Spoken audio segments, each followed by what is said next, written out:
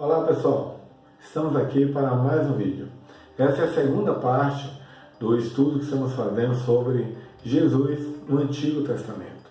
Como nós vimos na primeira parte desse estudo, vários personagens bíblicos tiveram suas vidas apontando para a chegada do Messias, a fatos e acontecimentos diretamente relacionados com Jesus.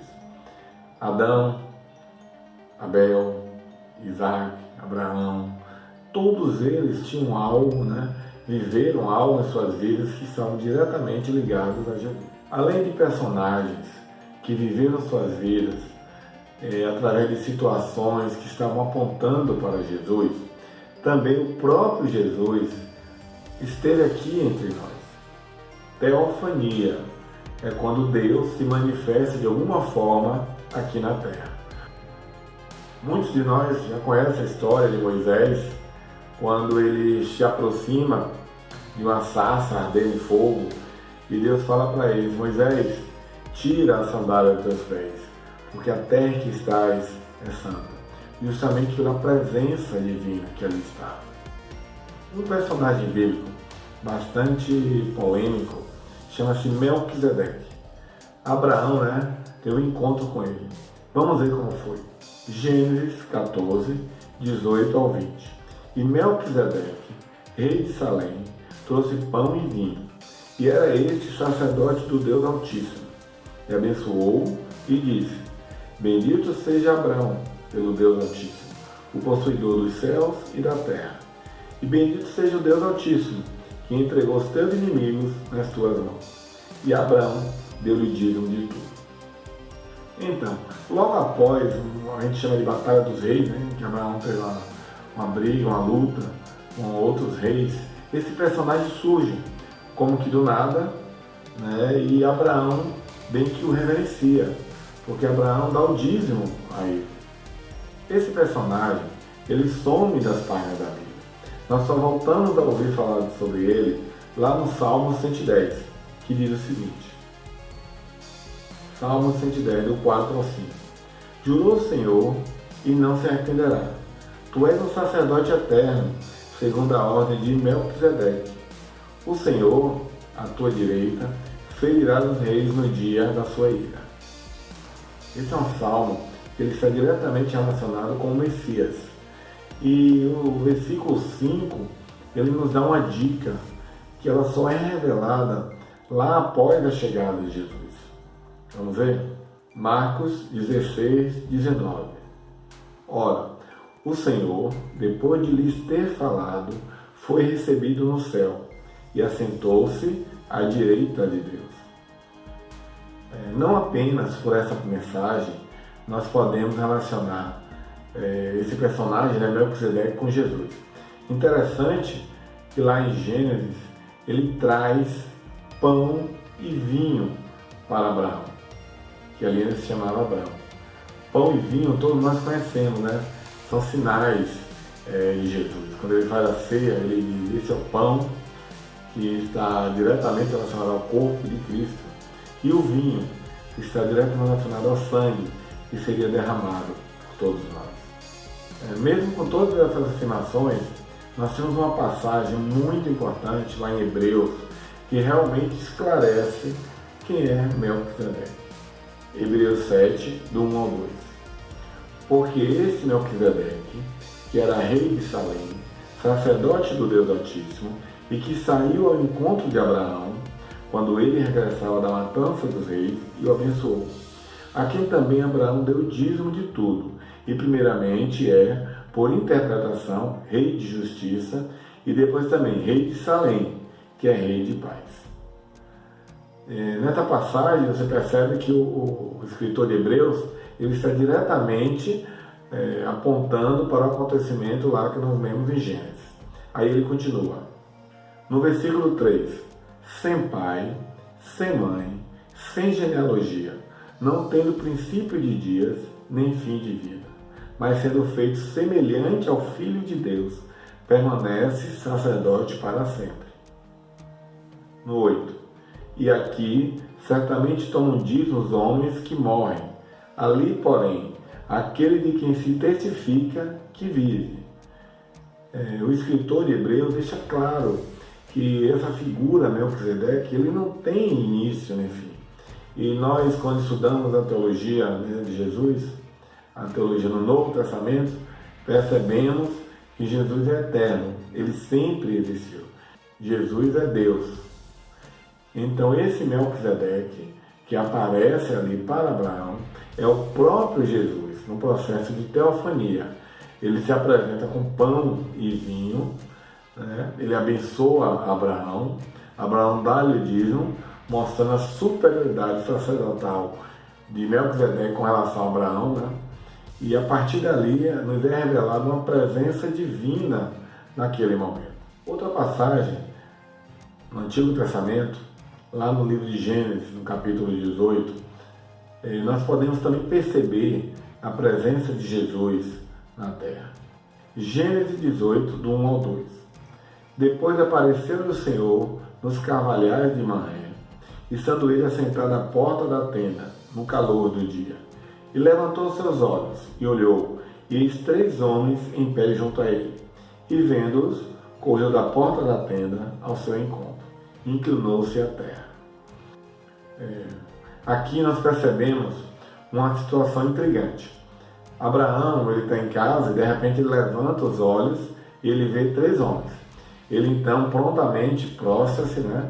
E convida aquelas pessoas para que ceiem com ele, que possam comer, né, com ele. E eles aceitam o convite. Ele prepara toda a refeição, né? E durante o momento que eles estão se alimentando, um dos homens fala que Sara, a mulher de Abraão, que já era idosa, bastante idosa, ia ter um filho, dali a 1 ano. E ela estava ouvindo, né, no cantinho lá atrás da porta, e ela dá risada. Ela não acredita, claro, né, pela situação, pela idade, né, que ela já vivia. E um desses homens, ele diz o seguinte, Gênesis 18:13. E disse o Senhor a Abraão, por que se riu Sara, dizendo, na verdade darei eu a luz ainda, havendo já envelhecido? Bastante interessante que aqui a Bíblia fala, disse o Senhor. Não é um termo que para ser usado à toa. É um termo realmente direcionado a uma divindade. Então, a partir daí, nós começamos a perceber que aquela pessoa que dirigiu a fala a Abraão é o próprio Jesus, em mais um processo de teofania. Gênesis 18, 16 a 17. E levantaram-se aqueles homens dali, e olharam para o lado de Sodoma, e Abraão ia com eles, acompanhando-os. E disse o Senhor, ocultarei eu a Abraão o que faço? No término, né, daquela refeição, aqueles homens se levantam e começam a caminhar em direção a Sodoma. Após um tempo, né, uns passos, aí o Senhor fala, ocultarei eu a Abraão o que faço? Então, na verdade, ele revela para Abraão ali naquele momento que a cidade de Sodoma e Gomorra estava com muita maldade. E ele pretendia realmente destruir a cidade. Mas os homens seguem, né? E a Bíblia diz o seguinte, Gênesis 18, 22. Então viraram aqueles homens os rostos dali e foram-se para Sodoma, mas Abraão ficou ainda em pé diante da face do Senhor. Essa é aquela famosa parte em que Abraão vai barganhar com Deus, né? Com o Senhor. E ele fala que se tivesse lá 50 justos, Senhor, ainda assim tu destruirias a cidade? Aí Deus fala, não, se eu achar justo lá, 50 justos, eu não vou destruir a cidade. Ele vai, se tiver 45, 40, ele vai barganhar até que sobra apenas 10. E o Senhor responde para ele, não, se lá tiverem 10 justos, eu não destruirei a cidade. Gênesis 18, 33. E retirou-se o Senhor quando acabou de falar a Abraão, e Abraão tornou-se ao seu lugar. Então o Senhor aqui vai embora. E onde é que está a coisa interessante? Aqui termina, né, o capítulo 18, e quando nós vemos no capítulo 19 a chegada, né, desses homens lá em Sodoma para encontrar Ló, a gente percebe uma coisa interessante. Gênesis 19, 1. E vieram os 2 anjos a Sodoma à tarde, e estava Ló assentado à porta de Sodoma. E vendo-os Ló, levantou-se ao seu encontro e inclinou-se com o rosto à terra. Então, pessoal, o que é que nós observamos? Quando Abraão levanta a cabeça, tem 3 homens perante Abraão. E de repente eles saem e vão em direção a Sodoma. No meio do caminho o Senhor para e diz: não vou esconder de Abraão o que é que eu vou fazer. Os 2 anjos continuam seu caminho em direção a Sodoma, né? E Jesus, na figura de um homem ali, a Bíblia chama como Senhor, é um processo de teofania, ele permanece conversando com Abraão, explicando o que seria feito. Abraão ali barganha com ele, né? Conversa com ele, até que Deus fala por último que se tiver 10 justos, né? naquela cidade não seria destruída. E então, quando ele termina, ele se ausenta e vai embora. Então esse um que falta, né, porque só chegam lá 2 anjos, então esse um que falta é justamente Jesus, que tinha chegado ali a Abraão, acompanhado de 2 anjos. Outro personagem bíblico que teve sua vida relacionada com os fatos que iria acontecer com Jesus, nós chamamos, né, esse personagem de tipo, ou seja, José era um tipo Cristo. José do Egito, um dos 12 irmãos, né, filhos de Jacó, a partir deles, né, que vão formar as 12 tribos de Israel, ele também tem uma sua vida muito relacionada com os acontecimentos que iriam acontecer com Jesus. Gênesis 37, 4. Vendo, pois, seus irmãos que seu pai o amava mais do que a todos eles, odiaram-no e não podiam falar com ele pacificamente. Gênesis 37, 11. Seus irmãos, pois, invejavam. Seu pai, porém, guardava esse negócio no seu coração. O ciúme dos irmãos de José fez com que eles passassem, né, a odiar José, porque Jacó demonstrava um apego, né, um amor muito grande por José. Com Jesus aconteceu algo semelhante. Jesus, quando ele aparece, ele se diz ser o Filho de Deus. E ele se diz detentor, né, conhecedor da vontade do Pai. E isso fez com que, ao invés de seus irmãos judeus, o levassem até a cruz. Também na vida de José tiveram outros acontecimentos, né, que se relacionaram com Jesus. Por exemplo, Gênesis 37, 28. Passando, pois, os mercadores midianitas, tiraram e alcançaram José da cova, e venderam José por 20 moedas de prata aos ismaelitas, os quais levaram José ao Egito. Ou seja, assim como aconteceu com José, que foi vendido por seus irmãos por moedas de prata, também ocorreu no futuro com Jesus. Gênesis 41, 45. E Faraó chamou a José de Zafenate Paneah, e deu-lhe por mulher a Asenate, filha de Potífera, sacerdote de On. E saiu José por toda a terra do Egito. Aqui nós percebemos um fato interessante que muitas vezes a gente não se atenta, né? Lá no Egito, a partir do momento em que José teve uma posição, né, privilegiada, né, é toda uma situação que ocorre com José, ele fica preso bastante tempo, porque ele é tentado pelo pecado pela esposa de Potifar, e ele resiste ao pecado, ele vence o pecado, assim como aconteceu com Jesus, né? Jesus é tentado e ele vence também o pecado. E no caso de José, ele é levado para a prisão. Lá na prisão ele interpreta, né, alguns sonhos, e a partir daí ele consegue chegar até Faraó e é colocado como o segundo abaixo de Faraó em todo o Egito. O Egito, na Bíblia, ele representa o mundo. Então o mundo trocou o nome de José para Zafenate Paneah, assim como trocou o nome de Yeshua para Jesus. Gênesis 41, 46. E José era da idade de 30 anos, quando se apresentou a Faraó, rei do Egito. E saiu José da presença de Faraó e passou por toda a terra do Egito. Aqui percebemos mais uma semelhança, né, de José com Jesus. Ambos começaram seu trabalho, seu ministério aos 30 anos de idade. Nós temos outra situação interessante, que aconteceu com José e que prefigura acontecimentos futuros com Jesus. Vamos ver? Gênesis 45, 5. Agora, pois, não vos entristeçais, nem vos pese aos vossos olhos, por me haverdes vendido para cá. Porque, para a conservação da vida, Deus me enviou diante de vós. No 8. Assim não fostes vós que me enviastes para cá, senão Deus, que me tem posto por pai de Faraó e por senhor de toda a sua casa, e como regente em toda a terra do Egito. Então, quando José está lá no Egito, como segundo abaixo de Faraó, a fome se alastrou, né, por toda aquela região, os irmãos de José, eles vão até o Egito comprar alimentos. E após uma série de situações, né, de fatos, eles são confrontados por José, no momento que José se revela para eles como sendo José, aquele a quem eles tinham vendido. E nesse momento eles ficam muito tristes, né? Eles passam a pensar no que eles fizeram com José. Venderam José, não valorizaram José. E José chega até eles, né, e diz: olha, não fiquem tristes. Não foi uma obra de vocês. Havia um propósito de Deus.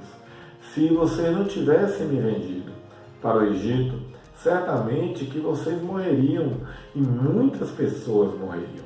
Então foi um propósito de Deus eu ter vindo até o Egito, para que através da revelação divina, Deus provesse alimentos para esse tempo que a Bíblia chama de tempo das vacas magras, né?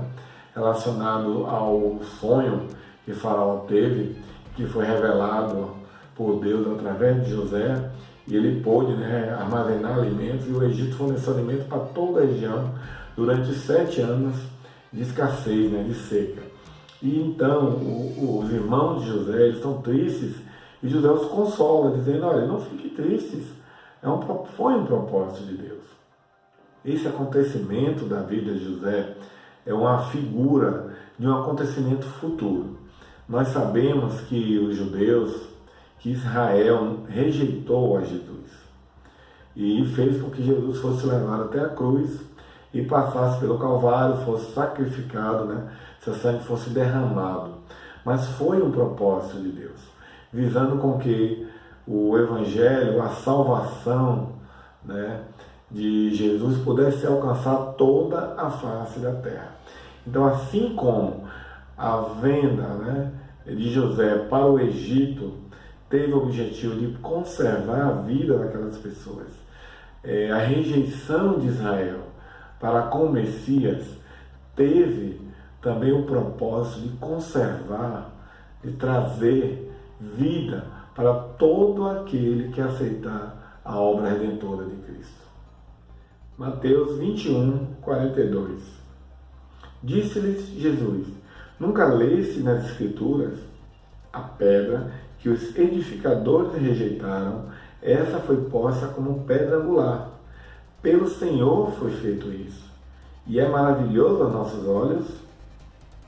Sim, é maravilhoso aos nossos olhos. O que o Senhor fez foi uma obra completa de redenção, para que todo aquele que aceitar o sacrifício de Jesus tenha o poder de se tornar filho de Deus. Então, um dia, eles estarão numa situação muito difícil, o povo de Israel. É um estudo escatológico, né? Mas nesse momento eles vão clamar a Deus pela misericórdia, porque eles precisarão de uma intervenção divina para ter suas vidas preservadas. E nesse momento que eles clamam pelo Messias, o Messias que aparece é Yeshua. Então eles percebem que houve uma rejeição, percebem o erro que houve em Israel no momento em que rejeitaram Jesus como Messias. Mas da mesma forma como José os perdoou, aceitou, né, toda aquela situação, vendo que aquilo ali foi um propósito de Deus, da mesma forma Jesus vai aceitar todo Israel de volta à casa do Pai. Até o próximo vídeo.